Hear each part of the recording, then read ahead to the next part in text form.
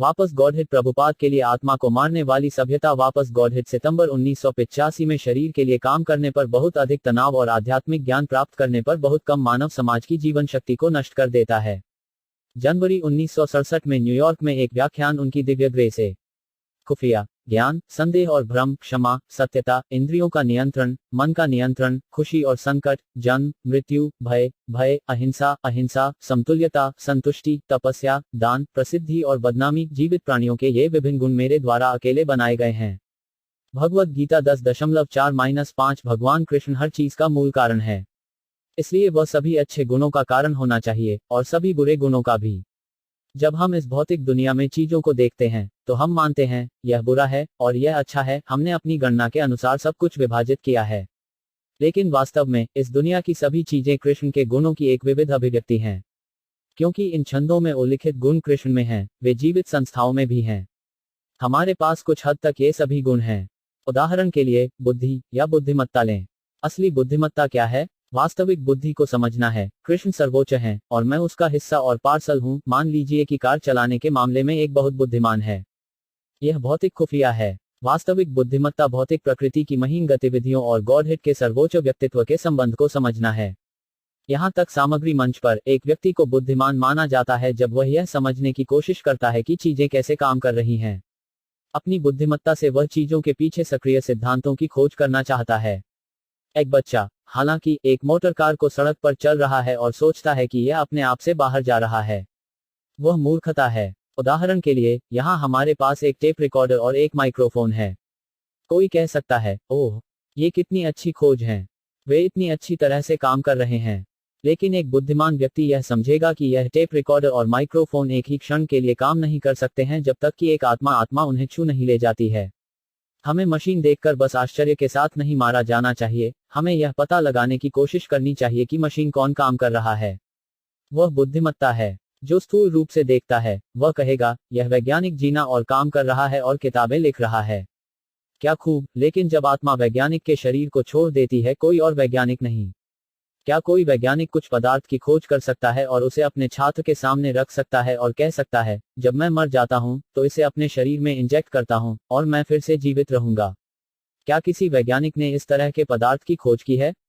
नहीं। अगर किसी वैज्ञानिक ने इस तरह के पदार्थ की खोज की तो वैज्ञानिकों की कोई कमी नहीं होगी।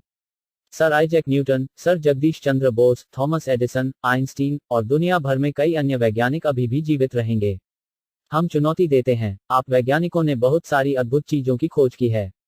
फिर, श्री वैज्ञानिक, आपको कुछ ऐसा क्यों नहीं पता चलता है जिसे हम आपके शरीर में इंजेक्ट कर सकते हैं जब आप मर जाते हैं ताकि आप फिर से रह सकें और काम करते रह सकें? दरअसल, वैज्ञानिक और दार्शनिक अपने स्वयं के लिए नहीं बल्कि भौतिक प्रकृति के मंत्र के तहत काम कर रहे हैं।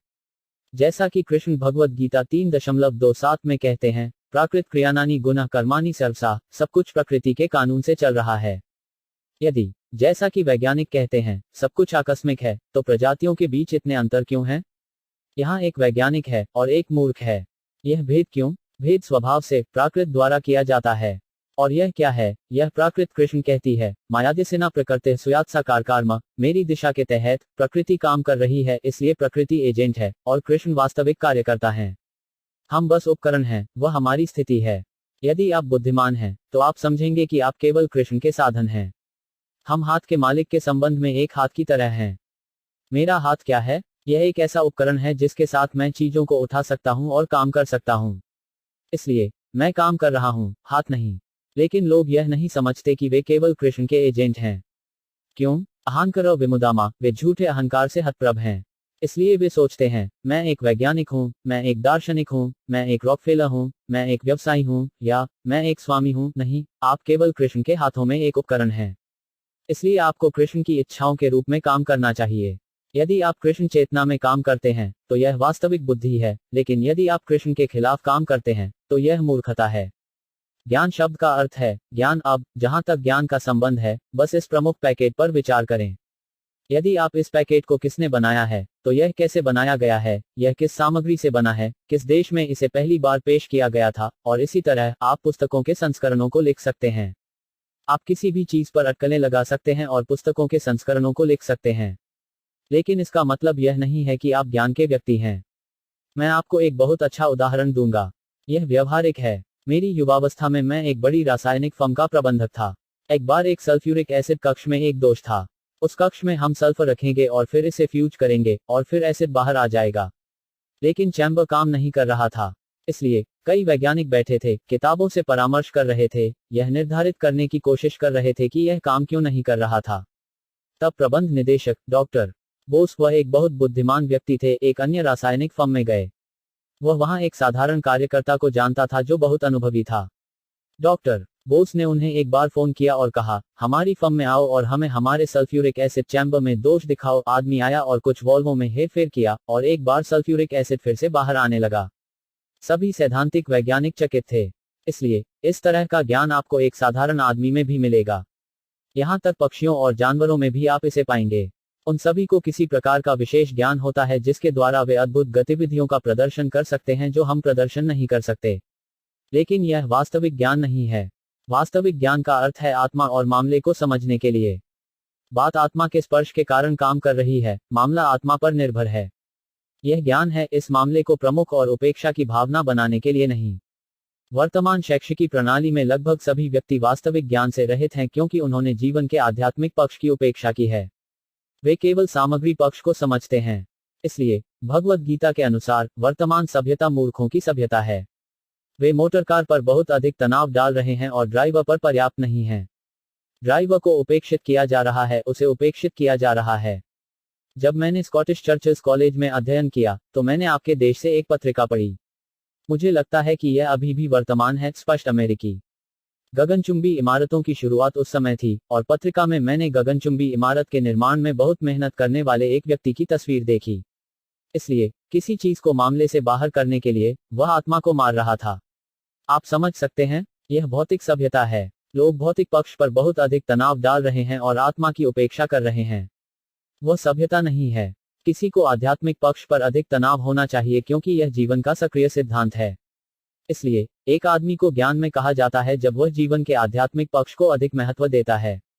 उन्हें एक ज्ञान कहा जाता है, अन्यथा वह मूर्ख है। वास्तविक ज्ञान का अर्थ यह समझने के लिए है कि क्या बात है और आत्मा क्या है। और वास्तव में उन्नत सभ्यता में लोगों को यह ज्ञान है। यह आर्यन सभ्यता है। संस्कृत शब्द आर्यन का अर्थ है उन्नत, और एक व्यक्ति जो एक आर्यन है वह है जो वास्तविक ज्ञान में उन्नत है, जो सभ्य है।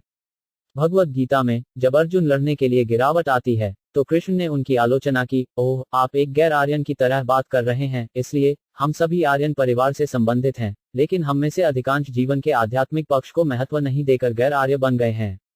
एक आर्यन जीवन के आध्यात्मिक पक्ष को महत्व देता है और देखता है कि मानव जीवन कितना महत्वपूर्ण है। मानव जीवन महत्वपूर्ण है क्योंकि इस रूप में आत्मा, हालांकि उनकी सामग्री के घुसपैठ से वातानुकूलित है, ने चेतना विकसित की है जिसे उन्होंने क्रमिक विकास से हासिल किया है। विकास के सिद्धांत को पद्मा पुराण में समझाया गया है। आत्मा जीवन की निचली स्थितियों से विकसित होती है, जलीय विज्ञान से शुरू होती है और फिर जीवन को पौधे के लिए बढ़ाती है, फिर रोगाणु जीवन, फिर पक्षी जीवन के लिए, फिर मानव जीवन के लिए, और अंत में मानव जीवन को सभ्य करने के लिए। सौभाग्य से अब हमारे पास मानव जीवन का एक सभ्य रूप है, लेकिन दुर्भाग्य से हम में से अधिकांश इसका उपयोग अपने शरीर को बनाए रखने के मामले में कर रहे हैं। आहार निद्रा भैया मिथुनम सीए, हम केवल खाने, सोने, बचाव और सेक्स के लिए इसका उपयोग करके जीवन के मूल्यवान मानवीय रूप को बर्बाद कर रहे हैं। अब आत्मा के पास खुद को मुक्त करने का मौका है। प्रकृति के तरीके से विकासवादी प्रक्रिया ने आत्मा को सामग्री उलझाव से बाहर निकलने का मौका दिया है, लेकिन लोग जीवन के आध्यात्मिक पक्ष को महत्व नहीं दे रहे हैं। इसलिए हम पाते हैं कि ओवरपॉपुलेशन है। ओवरपॉपुलेशन क्यों है? मान लीजिए कि कुछ स्कूल में छात्रों को निम्न कक्षाओं से उच्च कक्षाओं में पदोन्नत किया जा रहा है। यदि वे अंतिम कक्षा में आने पर पास नहीं होते हैं तो वह वर्ग भीड़भाड़ हो जाता है। इसी तरह वर्तमान सभ्यता में कभी कभी ओवरपॉपुलेशन होता है क्योंकि लोगों को उच्च जीवन में पदोन्नत नहीं किया जा रहा है, उन्हें अवरुद्ध किया जा रहा है।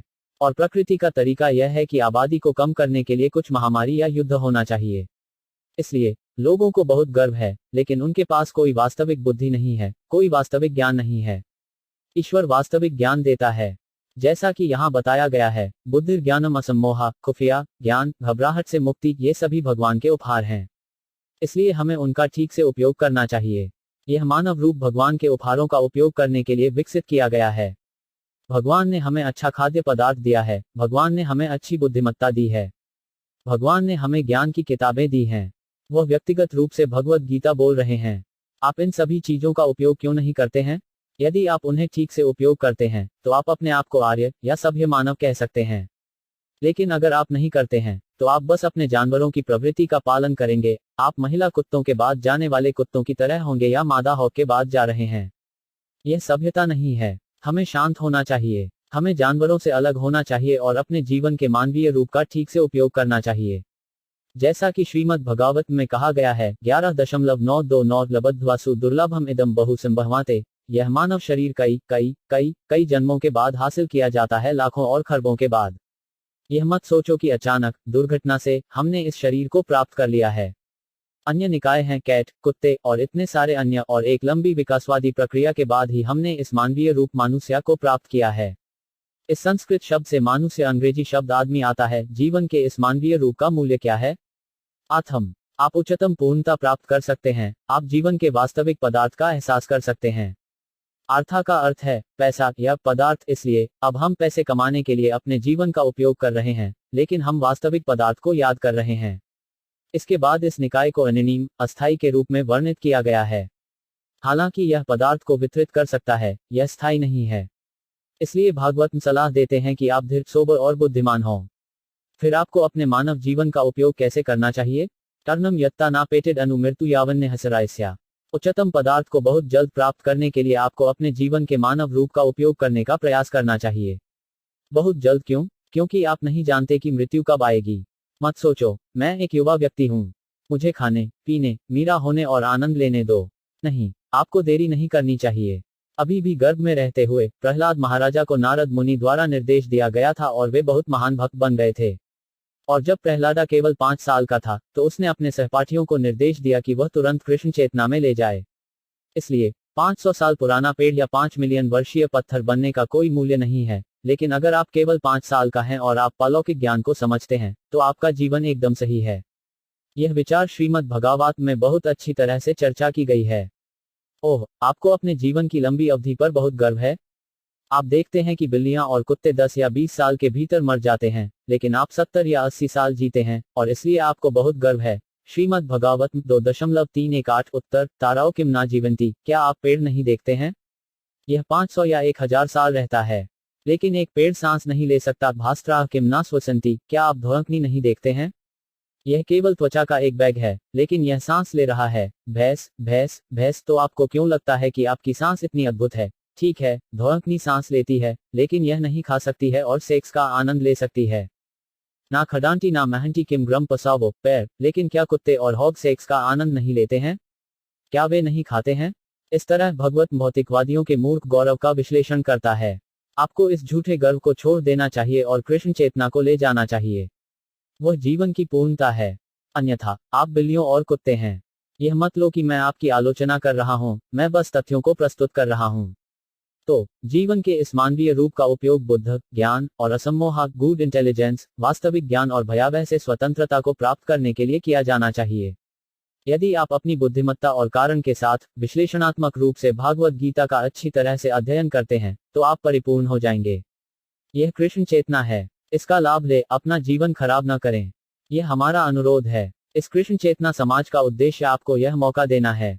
हम झांसा नहीं दे रहे हैं। नहीं, यहाँ कुछ पर्याप्त है। इसे समझने की कोशिश करें। आपका बहुत बहुत धन्यवाद। हरे कृष्ण।